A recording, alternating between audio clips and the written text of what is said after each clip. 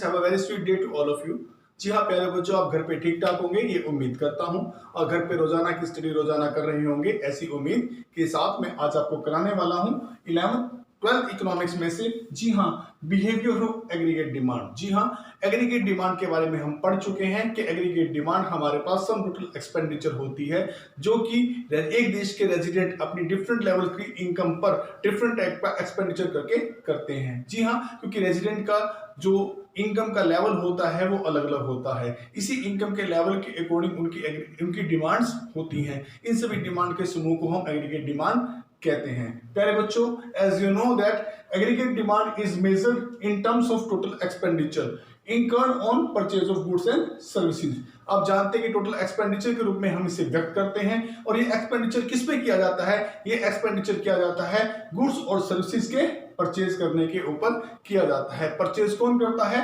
All the resident of a nation, एक राष्ट्र के लोग करते हैं। किस बेस पर परचेज करते हैं? Eight their different levels of income, अपने इनकम के अलग अलग लेवल पर ये लोग अपनी जरूरत के हिसाब से खर्चा करते हैं। उस खर्चे से जो डिमांड क्रिएट होती है उनका समूह जो है, उनका एग्रीगेशन जो है, उनका जो टोटल है वो आपका कहलाता है एग्रीगेट डिमांड। अगर हम इसके बिहेवियर की बात करें कि स्टडी ऑफ एग्रीगेट डिमांड की बात करते हैं, अगर इसके बिहेवियर की बात करते हैं तो बिहेवियर में हम क्या जानते हैं कि how the total expenditure respond at different level of income at AD. Different कितने लेवल से इनकम के?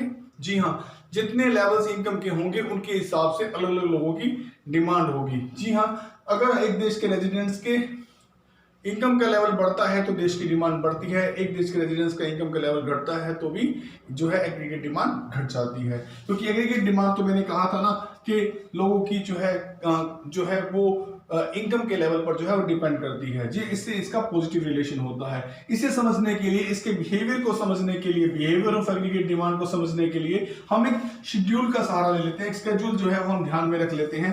तो इस टेबल को बड़े ध्यान से समझना है। यहाँ जो टेबल में हम लेने वाले हैं दो कंपोनेंट लेंगे, एक तो लेंगे इनकम को, देश की इनकम को, एक लेंगे देश के लोगों की एक्सपेंडिचर यानी कि एग्रीगेट डिमांड को। बेटा हम इनकम को जीरो ले लेते हैं। मान लो किसी देश में जो इनकम है जीरो है, अर्थात वहां इंडस्ट्री नहीं है, कुछ प्रोडक्शन नहीं हो रहा, वहां की इनकम क्या है? जीरो है। लेकिन फिर भी वहां पर जो लोग रहते हैं उनका मिनिमम कंजप्शन लेवल होता है। जी हाँ, वो मिनिमम कंजप्शन लेवल कितना है? 30 है। ठीक है, जब किसी देश की इनकम जीरो होती है फिर भी वहां लोग सर्वाइवल के लिए कंजप्शन कर रहे होते हैं, इसे कहते हैं मिनिमम कंजप्शन। क्या कहते हैं बेटा इसे? Minimum consumption. इसे एक और भी नाम दे सकते हैं, इनिशियल कंजप्शन, या फिर हम इसे कह सकते हैं ऑटोनॉमस कंजप्शन। ये वो मिनिमम कंजप्शन है बेटा जो कि इनकम के जीरो लेवल पर एक देश के अंदर सर्वाइवल के लिए लोगों ने करना ही करना है। एक देश की इनकम जीरो है तो ये कितना है? 30। हम इनकम को ज्यादा बढ़ाएंगे, कंजप्शन उसकी तुलना में कम बढ़ता है क्योंकि मिनिमम जरूरत तो पूरी हो रही है। एक इंसान जो है जीरो इनकम पर भी रोटी तो खाएगा। अब उस देश के अंदर कुछ इंडस्ट्री चल निकली, उस देश की इनकम हो जाती है 20।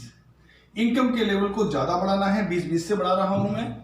और एग्रीगेट डिमांड के लेवल में क्योंकि कंजप्शन है, ये C+I होता है या कंजप्शन कह सकते हैं इसे हम 5 करके बढ़ाएंगे क्योंकि जितनी इनकम बढ़ती है उसकी तुलना में उतना कंजप्शन नहीं बढ़ता है क्योंकि मिनिमम जरूरतें जो हैं वो यहाँ उसकी पूरी हो रही थी।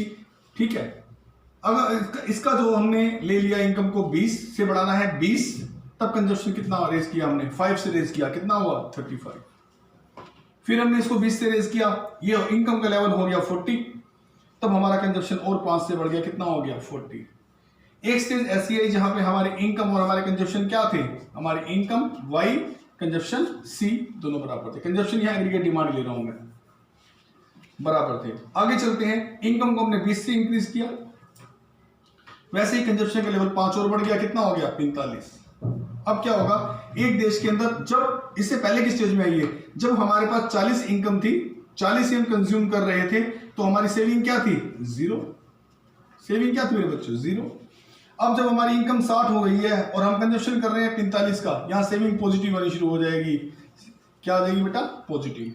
सेविंग प्लस में आनी शुरू होगी। एक सर्टेन लेवल इनकम का ऐसा आता है जहां पर लोग खर्चा करने की बजाय जोड़ना शुरू कर देते हैं। जब किसी भी परिवार की इनकम बढ़ती है जहाँ किसी भी देश की इनकम बढ़ती है तो वहां लोगों का ध्यान अपने कंजप्शन से, जब उनकी इनकम सरप्लस होती है तो वो सेविंग करने की तरफ हो जाता है।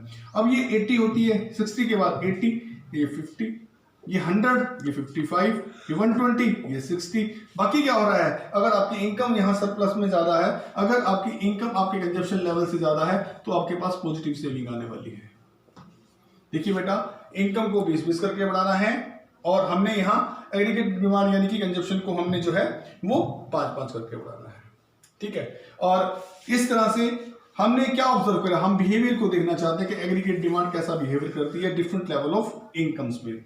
हम ये कहते हैं, पहला ऑब्जर्वेशन में जो हमने पाया वो हमने पाया जब किसी एक देश की इनकम जीरो है तो वहां पर एटलीस्ट कुछ कंजप्शन तो हो रहा है, जिसे हम कहते हैं मिनिमम कंजप्शन, इनिशियल कंजप्शन या ऑटोनॉमस कंजप्शन। हम बिहेवियर में लिखने जा रहे हैं when y is equal to 0, जब किसी एक देश की इनकम जीरो है, जो यहाँ टेबल में शो होगा वही ऑब्जर्वेशन आपने लिखनी है, वही इसका बिहेवियर है।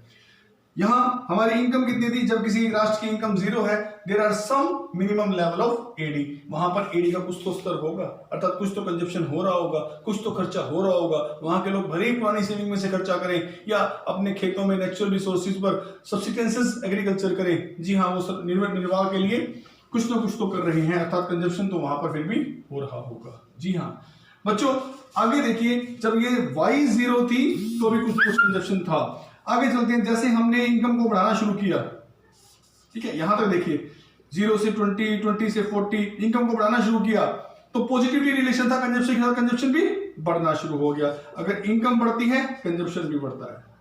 दूसरा ऑब्जर्वेशन, व्हेन इनकम राइजेस यानी y राइजेस, इनकम राइज होगी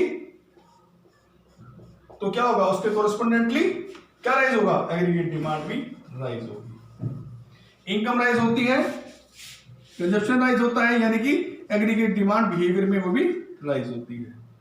ठीक है बेटा, तीसरा लेवल क्या है, एक सर्टेन लेवल पे जाकर एक निश्चित लेवल पे इनकम हमारी ज्यादा हो जाती है, कंजप्शन हमारा या एग्रीगेट डिमांड हमारी कम हो जाती है, तब हमें सेविंग होने लगती है। क्या होने लगती है, सेविंग। तीसरा लेवल देखिए, after a certain level of income, यहां y अगर 60 है, y अगर यहां 60 है, कंजप्शन कितना है 45।